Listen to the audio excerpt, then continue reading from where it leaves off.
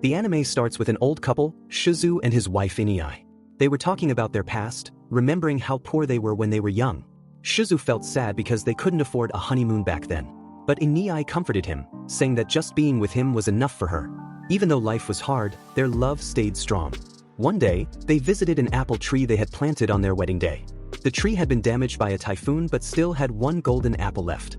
As the evening came, Shizu felt bad again, wishing he could have given Inai a better life. He got emotional and started crying. Then, something unbelievable happened. When Shizu looked in the mirror, his face had turned young. Shocked and thrilled, he went to find Inai and saw that she had become young too. Excited, Shizu held her hands and asked her to finally go on the honeymoon they missed. Later, their granddaughter, Mino, came to visit and was surprised to see her grandparents looking young and full of energy. Though confused, she recognized them immediately. Jokingly, she told Shizu to keep his hair long because it suited him and teased Inai, asking if she could borrow him. Inai laughed and said no. When Mino went home, she told her father, Yoshiaki, about their transformation, but he didn't believe her and thought she was joking. Meanwhile, in the village, some elderly neighbors were playing games and wondering why Shizu and Inai hadn't joined them lately. Suddenly, a handsome young man showed up, catching the grandmother's attention. To their surprise, it was Shizu. Inai arrived with tea and explained what had happened. One of the old men was so shocked that he spilled tea on himself. Few days ago, Yoshiaki visited his parents and asked them to move in with him for their safety.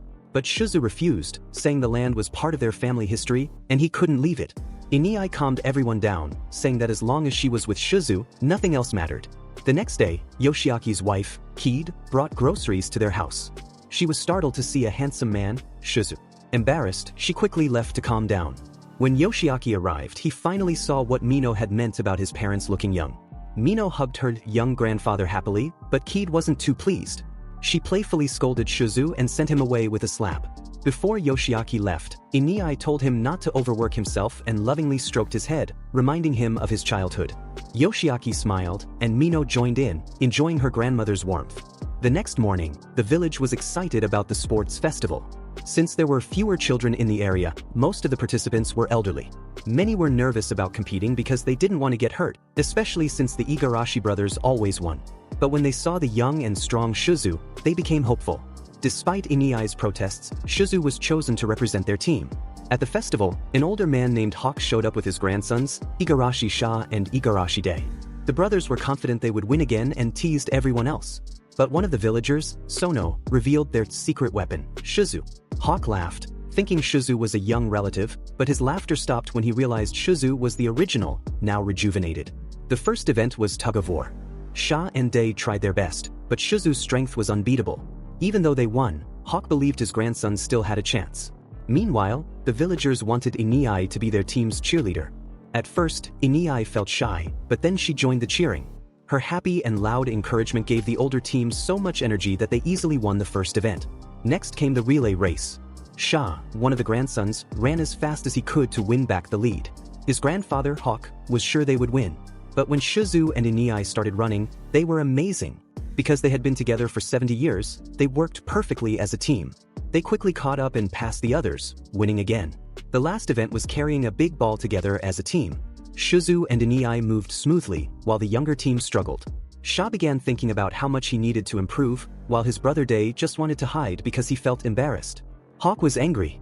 He not only saw his grandsons lose but was also reminded of the time, 70 years ago, when Shizu married Inai, even though Hawk had loved her too.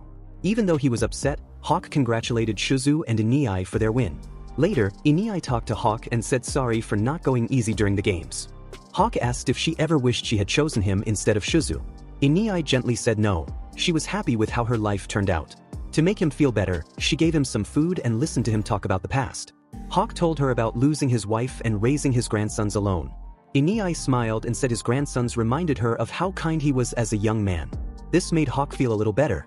Before leaving, Hawk promised to compete again next year. As the festival ended, Sha began to understand why his grandfather tried so hard to win. It wasn't just about pride. It was his way of remembering his past and honoring the love he lost. A flashback showed a young Hawk bravely proposing to Inai many years ago. A week later, Hawk gave Sha a task, deliver a package to Shizu and Inai's house. Nervously, Sha knocked on their door, and Mino, Shizu and Inai's granddaughter, answered. Sha was surprised to see that Mino was actually his classmate. Trembling, he handed her the package. Mino invited him in, and although Sha agreed, he instantly felt nervous.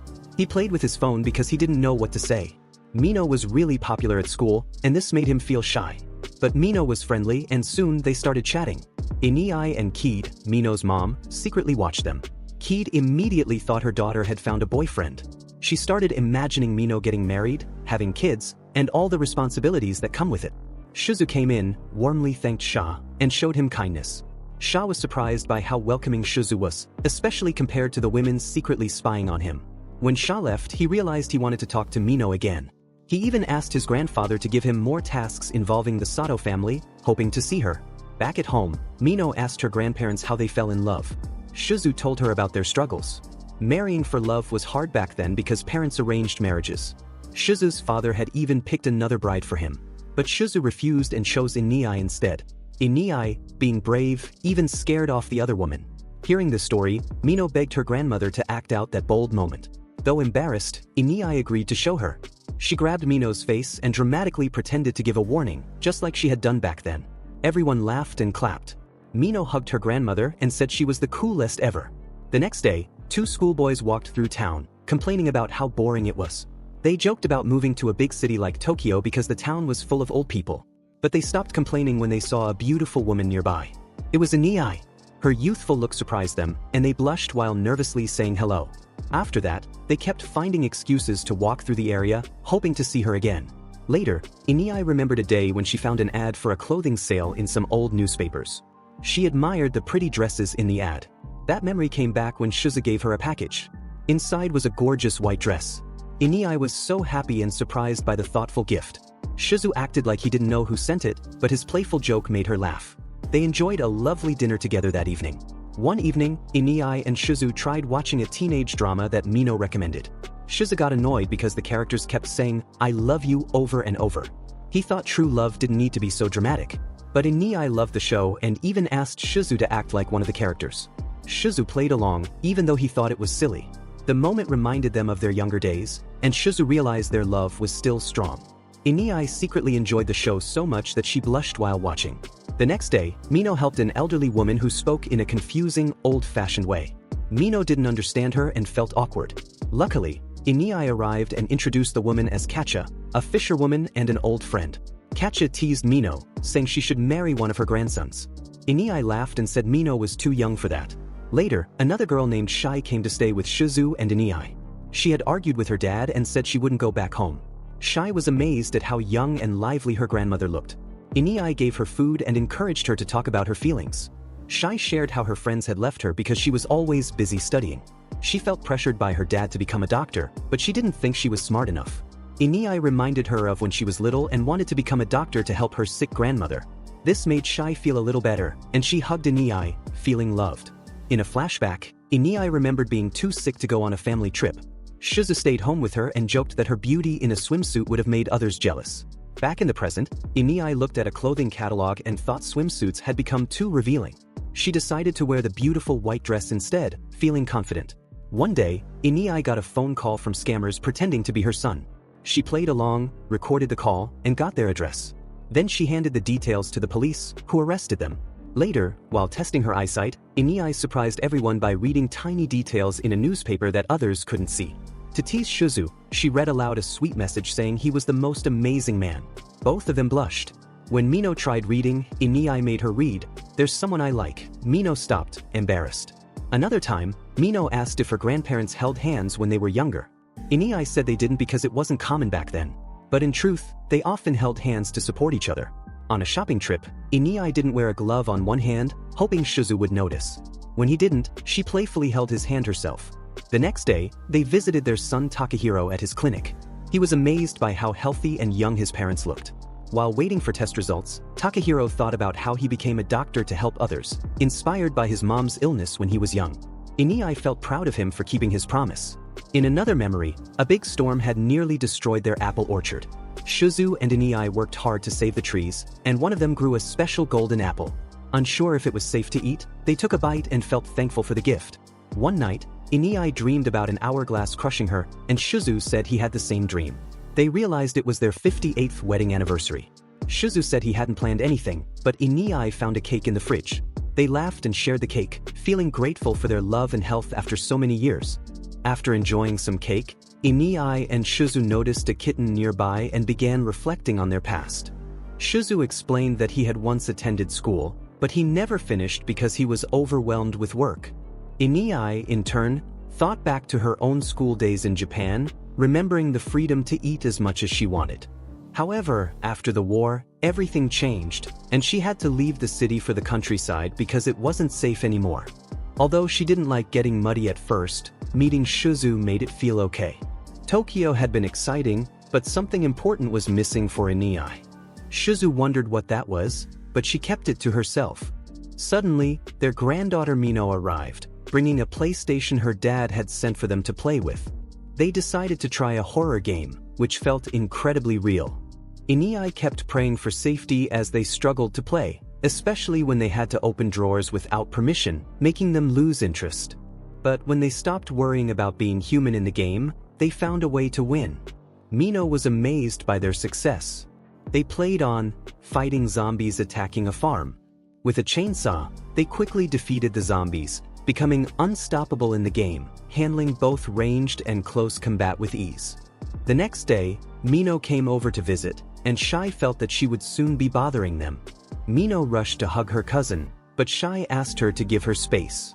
Mino reminded her of the good times they had shared, but Shai insisted those were in the past. Deep down, Shai wasn't as upset as she let on. She still loved her grandparents and had been visiting them for that reason. Feeling awkward, Shai admitted that she didn't love them as much as it seemed, and Shizu overheard this. He was hurt, not believing his granddaughter could feel that way. But Shai quickly explained it was a misunderstanding, and she asked him to love her again. Shizu was relieved and returned to his normal self, knowing his granddaughter still cared for him. That night, he peacefully drifted off to sleep. However, Shizu had the same dream again, the one about the hourglass. In the dream, he felt time slipping away, wishing the days would never end because there was still so much he wanted to do with Inai. The dream also reminded him of when they had to turn down a honeymoon trip their children had planned because of Inai's illness. As the dream faded, Shizu woke up, back with Inai. She noticed he was back to his older self, but he told her he felt no pain even though he had aged. It seemed his transformation was temporary. Shizu was a bit sad about returning to his old age, thinking Inai might no longer want him now.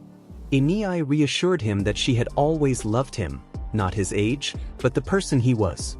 That made Shizu realize she was right.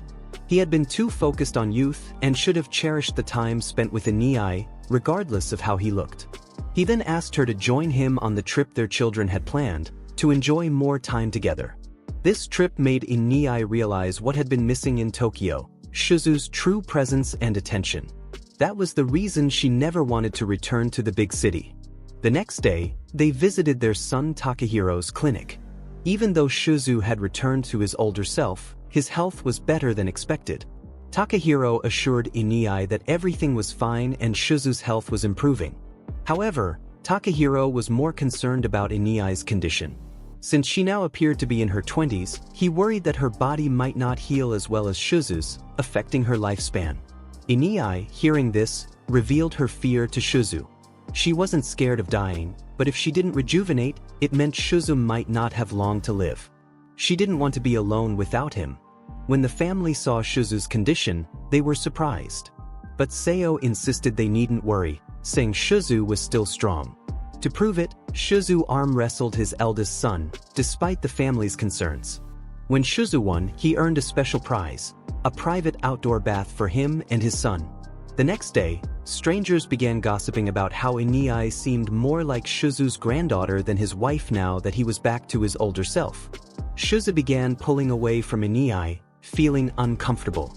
When a salesman appeared, Shizu was embarrassed but agreed to accept his help. Inai, however, couldn't take it anymore and boldly declared that she was Shizu's wife. Later at home, Inai comforted him, reminding him that she would always be his wife and that he shouldn't worry about how others saw them. They enjoyed some cookies together, but Shizu noticed Inai hadn't been eating them as much lately. She explained that she wasn't as fond of them anymore. However, later that night, she woke up craving something sweet. She worried it might tempt Shizu, but he reassured her that seeing her happy was enough for him. They shared the treat, feeling content. Inai then shared a piece of her past with Shizu. She talked about losing her parents and how she had to live with relatives who often mocked her because of her background. To escape, she would visit an old temple where a kind young man once offered her his leftover food. Though hesitant at first, Inai accepted, feeling grateful and realizing not everyone was cruel. This memory led her to reflect on how much Shizu had proven his worth despite his lack of schooling. She had tested him before, but now, she knew he was the one she truly loved. Despite this, Shizu couldn't stop thinking about the hourglass again. He wondered if turning it back would make him younger, but he also feared Inai might not share the same fate. Despite the risks, he decided to try. When he turned the clock, he noticed a wound under it, which made him realize that Inai might also have a similar wound, and her time could be limited. But he still chose to turn back time, becoming younger once more. He reassured Inai that no matter what happened, he would never leave her alone. This calmed her and gave her a sense of peace.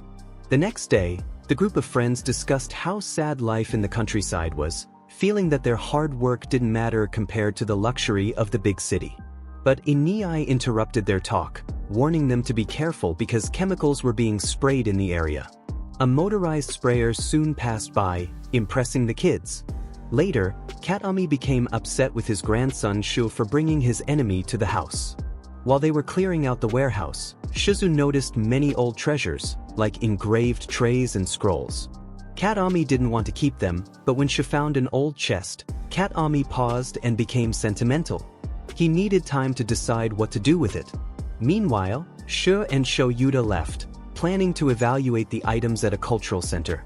Eventually, Katami decided to keep the chest. With the warehouse almost cleared out, Shizu asked Shu about his future. Shu explained that he planned to go to Tokyo and become a football player but was now open to staying in the countryside. Shizu was impressed by Shu's openness and admired his thoughtful promise to take care of the farm. This made Katami emotional, and he decided not to demolish the warehouse after all. Shai, on the other hand, struggled with her lack of motivation. She had hurt her grandfather's feelings by mentioning his lack of high school education. While at the library, she realized her grandfather had wanted to attend school but couldn't due to work. This inspired her to study harder, and a week later, she proudly told him she had ranked among the top students in her exams. Later, Shai overheard her friends talking about Shizu and Shu's growing bond and felt uncomfortable. She hadn't told her grandfather everything, including that he had given his blessing for her to date Shu. This left her uncertain about what to do next. After studying with Shu, Shai invited her grandparents to a cultural festival. Although they initially thought they had missed it, they found out they were free to attend after all. Inai was excited to live out a dream of attending with Shizu. At the festival, Shizu and Inai reminisced about their school days, and Shizu expressed how happy he was to see Inai so joyful. They were approached by a group of students selling food, and one of them accidentally spilled lemonade on Inai. The girls quickly took her to the fashion club to fix her clothes. As Inai emerged in her new outfit, Shizu was amazed. She looked like someone from the past, which made him regret they never got to study together. Later, Inai teased him about whether any of their classmates had liked her. She assured him no one had, which made Shizu briefly question if she had never liked him. Inai laughed and reassured him, reminding him not to be so serious. Meanwhile, Mino worked at a tea cafe at the festival, but it wasn't drawing much attention. Later, during the bonfire, they danced together. Inai, however, had a strange dream about the clock and tried to change it. She accidentally broke it, and the next morning her hair turned dark. Shizu didn't notice anything wrong, but Inai was confused by strange occurrences. When Shizu asked if everything was okay, Inai shocked him by asking, "Who are you calling grandmother?" This left him deeply confused about what was happening to her. Shizu sat next to Inai and asked if she was really herself. He was worried because she seemed so different. Inai, who looked much younger than before, told him she was telling the truth. She explained that she woke up to find the world had changed a lot, almost 100 years into the future. Everything felt strange to her, but she noticed a wedding ring on her finger, which made her believe she was connected to Shizu. She then asked Shizu if she had been the one to propose to him in the past. When Shizu said yes, she was surprised and wanted to know how she had done it and why she had chosen to spend her life with him. Then, she said something unexpected. Shizu should try to make her fall in love with him again. Shizu, even though he was still trying to understand everything, happily agreed.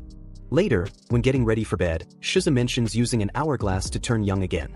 Ayane doesn't understand until the next morning, when she wakes up to see him looking young and handsome. She didn't see the hourglass in her dreams and isn't sure if this is really Shizu.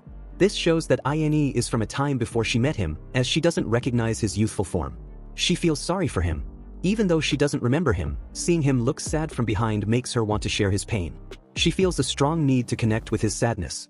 While looking through the family album, Ayane is surprised to see pictures of her son Yoshiaki's family. Shizu brags about them, but Ayane forces a smile. She knows that if they found out she'd lost her memory, they'd be shocked. Just then, Mino arrives to visit. Mino notices that Ayane's hair is now black, and Ayane does her best to welcome her with a smile. She tries using a country accent, but it doesn't sound right. Shizu explains that visiting Mino's school festival reminded Ayane of her own school days, so she wanted to use her old accent. Mino thinks it's strange but also finds it new and cool. As Mino talks to her, Ayane becomes more aware of how much Mino cares about her grandparents. She feels a sudden, strong urge to hug her granddaughter, thinking she's so cute. Later, Ayane is surprised to see the ingredients for rice curry. She starts chopping vegetables aggressively. Ayane responds that her servants used to cook for her. This shows her mind is still stuck in a time before farm life. She starts to feel a bit annoyed, thinking Shizu is secretly mocking her for being bad at cooking. Shizu reassures Ayane that he's not mocking her. He understands she's trying to ease their son's worries. Ayane then asks him to teach her how to cook, and as they chop together, she feels a strange sense of nostalgia in the kitchen. The leftovers they ate the day before were actually ones she had cooked, and they were delicious.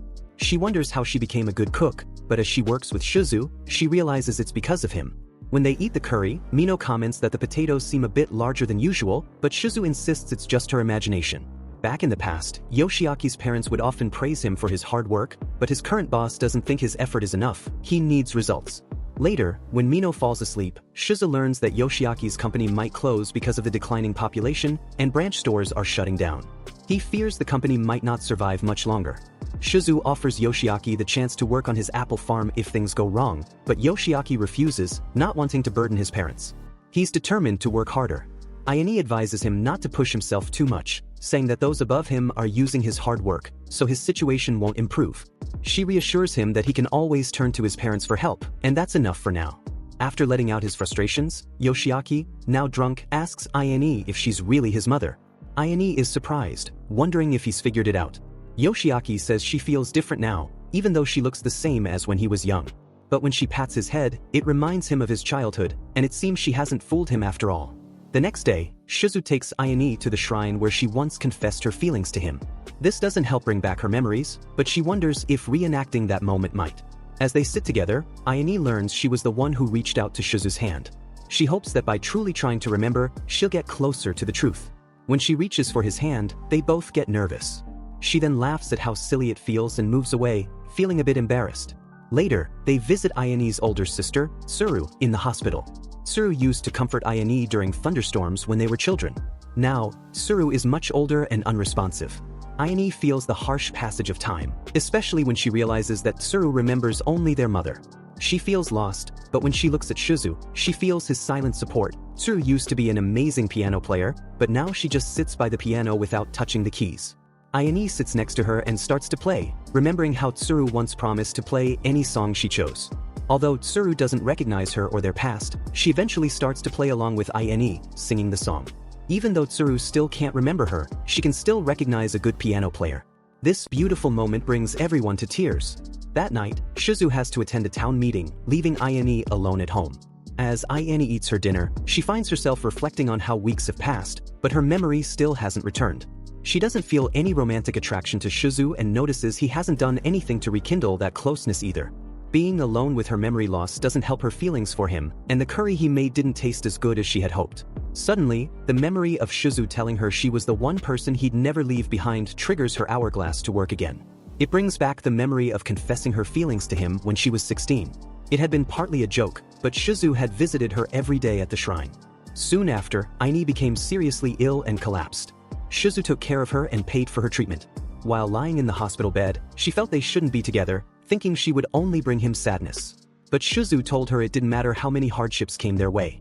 He loved her with all his heart and promised that no matter how much unhappiness they faced, he would give her enough happiness to make up for it, even if it meant dedicating his entire life to her. As they grew old together, she knew he had kept his promise. When Shizu returned home, Ayane ran to Shizu, tears in her eyes, and jumped into his arms. The next day, they visited the same shrine, where Ayane asked Shizu how he could remain so calm through everything. He simply replied that both the past and present versions of her were important to him, and it didn't matter that she couldn't remember him. As their fingers touched, they felt a deep connection return. At the Saito grandparents' house, the couple began planning their vacation to Tokyo. They thought about taking a sleeper train to play cards and drink, but Shoyuta burst their bubble, pointing out that sleeper trains didn't exist anymore. Thanks to the bullet train, they could now reach Tokyo in under 3 hours. The elderly couple reminisced about the old days when the trip used to take 8 hours. Shoyuta jokingly suggested giving them honeymoon trip ideas, but Mino said it was fine since he was used to going to Tokyo for soccer club trips. The couple had an eldest daughter living in Tokyo, but she was busy with work. Shizu expressed a desire to have someone show them around the city, and everyone looked to Shoyuta.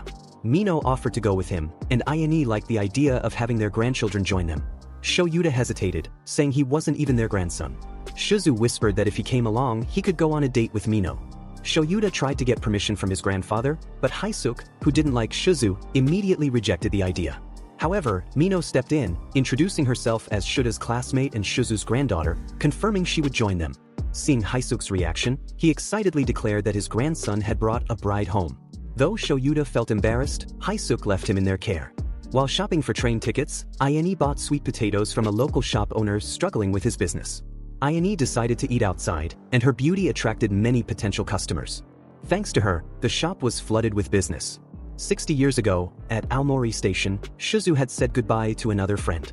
Waving goodbye, he thought about how he was always the one left behind. He felt Tokyo wasn't for him, but deep down he had always wanted to go. Ayane snapped him out of his daydream, reminding him he was just excited for their upcoming trip. As Yoshiaki said goodbye to the kids, he seemed more cautious around Shoyuta. Elsewhere, Shizu admitted he had never left Aomori since the day he was born. Ayane felt guilty, wondering if her past illnesses had contributed to that. But Shizu reassured her, saying he could never think badly of his lovely wife. Just as they were about to go inside, the kids stopped them, pointing out that the train they were taking was headed for Hokkaido. Inside the bullet train, the elderly couple was amazed at how fast it was going.